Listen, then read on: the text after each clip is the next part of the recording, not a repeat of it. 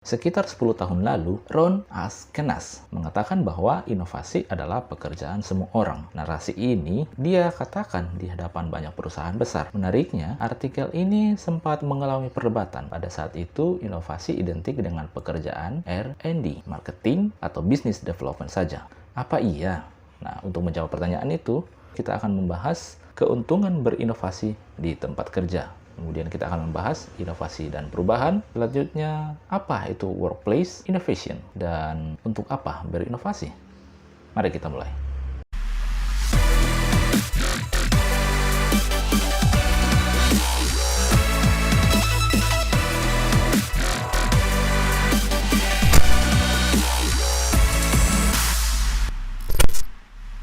Kita mulai dari inovasi dan perubahan. Seiring waktu, wacana ini tidak lagi menjadi perdebatan. Semua orang menyadari bahwa inovasi memang perlu dilakukan oleh setiap orang karena tantangan dan perubahan yang ada tidak lagi bisa dihadapi jika hanya sebagian orang yang melakukan inovasi.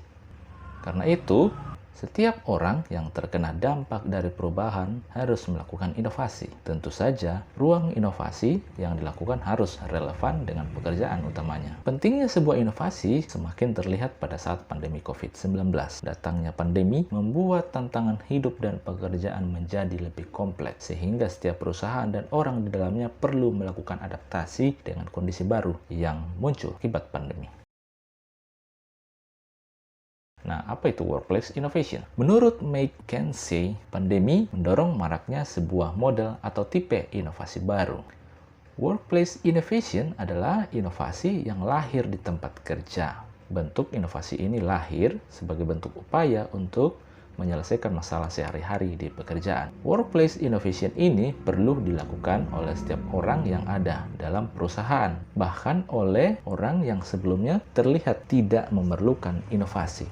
Masa krisis membuat setiap orang memiliki masalah, mulai dari bagian pengembangan, marketing, financial, dan bahkan atasan. Sebagai contoh, kondisi pandemi membuat pekerjaan tidak bisa dilakukan dengan bertatap muka. Bekerja dari rumah yang tidak sekondusif kondisi di kantor juga bisa menghadirkan masalah baru. Sebagai contoh, jika Anda seorang atasan, pada awalnya Anda akan kesulitan memberikan pengarahan tanpa tatap muka. Namun, Anda perlu berinovasi dan melakukan adaptasi, sehingga arahan yang Anda berikan bisa diterima dengan baik oleh tim Anda. Contoh lain, misalnya Anda adalah seorang finance. Sebelum pandemi, Anda mungkin terbiasa membuat laporan setiap 2 pekan sekali. Ketika pandemi, atasan Anda meminta untuk memberikan laporan kapan saja. Mau tidak mau, Anda perlu berinovasi untuk menyelesaikan masalah tersebut, seperti membuat sistem laporan yang bisa diakses real time kapan saja dibutuhkan. Nah, untuk apa berinovasi? Dalam sebuah dunia, ketika banyak hal terlihat kacau, orang-orang akan terbagi menjadi 2, yaitu golongan orang yang menjadi bagian dari masalah dan golongan orang yang menjadi bagian dari solusi. Sangat sederhana. Sayangnya, sebagian besar populasi adalah orang yang menjadi bagian dari masalah, baik secara pasif dengan diam saja ataupun secara aktif dengan mengeluh atau memperkeruh suasana. Namun, siapapun itu, setiap orang merindukan adanya sosok pahlawan, seseorang yang memberikan solusi dari masalah yang mereka hadapi. Dengan menjadi bagian dari solusi, Anda akan lebih stand out dan dihargai. Dalam ruang lingkup perusahaan, kemampuan Anda dalam berinovasi dan memberikan solusi akan menjadi catatan bagi atasan dan manajemen.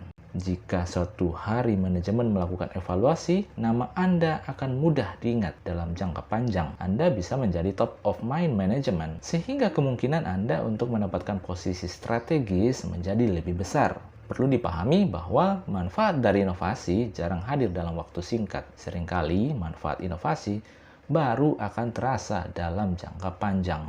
Nah, itu tadi pembahasan kita. Semoga teman-teman menyukai video ini ya.